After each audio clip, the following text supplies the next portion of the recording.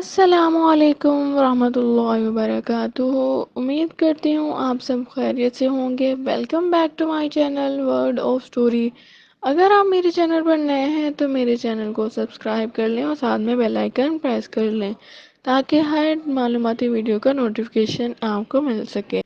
شہزادی کو اچانک صفائی پسندی کا خبط ہو گیا۔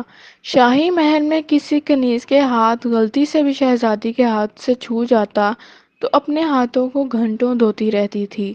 کھانے پینے کے صاف برتن شہزادی اپنے سامنے دوبارہ صاف پانی سے دھلواتی تھی۔ کھانا بھی بہت کم کھانے لگی، جس کی وجہ سے وہ بہت کمزور ہو گئی تھی۔ بادشاہ کو اس کی بہت فکر تھی۔ اس نے شاہی حکیموں سے شہزادی کا بہت علاج کرایا، مگر حکیم بھی شہزادی کا مرض نہ سمجھ سکا۔ بادشاہ نے شاہی حکیموں سے مایوس ہو کر اعلان کر دیا کہ جو شہزادی کا علاج کر کے تندرست کرے گا اسے مالا مال کر دیا جائے گا۔ کئی حکیم آئے مگر شہزادی کے علاج میں کامیاب نہ ہو سکے۔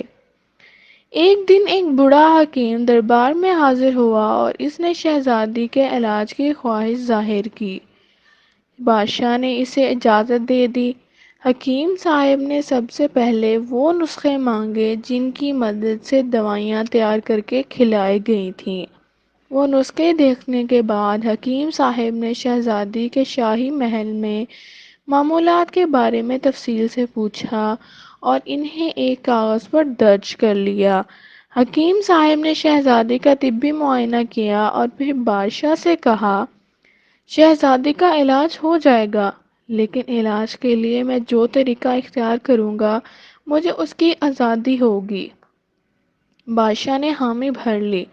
حکیم صاحب کے حکم پر شہزادی کو ایک کرسی پر بٹھا کر اس کے ہاتھ پاؤں کرسی سے باندھ دیے گئے۔ کمرے میں بادشاہ اور ملکہ کے علاوہ ایک کنیز بھی موجود تھی۔ وہ حیرت سے حکیم صاحب کو دیکھ رہے تھے کہ یہ شہزادی کا علاج کرنے کا یہ کون سا طریقہ ہے۔ وہ دوسرے حکیموں سے مایوس نہ ہوئے ہوتے تو اس حکیم کو رخصت کر دیتے۔ حکیم صاحب نے وہ دہی منگوا کر اس میں بیسن ملا کر امیزہ بنایا اور شہزادی کے چہرے پر لگانے کا حکم دیا۔ میں جب تک اس امیزے کو چہرے سے اتارنے کا نہ کہوں مت اتارنا، حکیم صاحب نے حکم دیا۔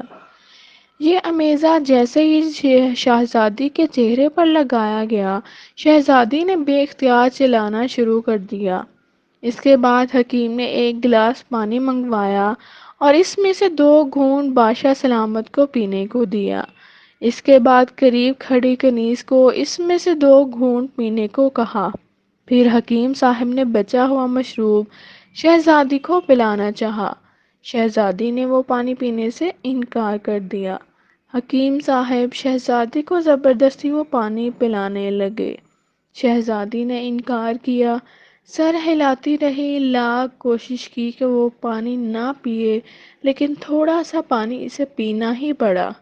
پانی پیتے ہی شہزادی نے رونا شروع کر دیا۔ میں اب مر جاؤں گی، میں اب مر جاؤں گی، یہ کہتے ہوئے شہزادی بے ہوش ہو گئی۔ شہزادی کی رسیاں کھول کر اسے کمرے میں پہنچا دیا جائے۔ حکیم صاحب نے کہا، جب تک شہزادی خود بیدار نہ ہو کوئی اسے نہ جگائے۔ شہزادی جب نیند سے بیدار ہوئی تو وہ خود کو تندرست محسوس کر کے حیران رہ گئی۔ اب حکیم صاحب روزانہ شہزادی کو مختلف دوائیاں کھلاتے تاکہ اس کی طاقت بحال ہو جائے۔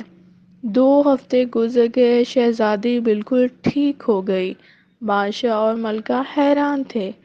بادشاہ کے پوچھنے پر حکیم نے جواب دیا، شہزادی صاحبہ کو کوئی جسمانی بیماری نہیں تھی۔ شہزادی کے ذہن میں یہ بات بیٹھ گئی تھی کہ ذرا سی بے احتیاطی سے بھی وہ بیمار ہو جائیں گی، اس لیے یہ صفائی کا بھرپور خیال رکھتی تھیں۔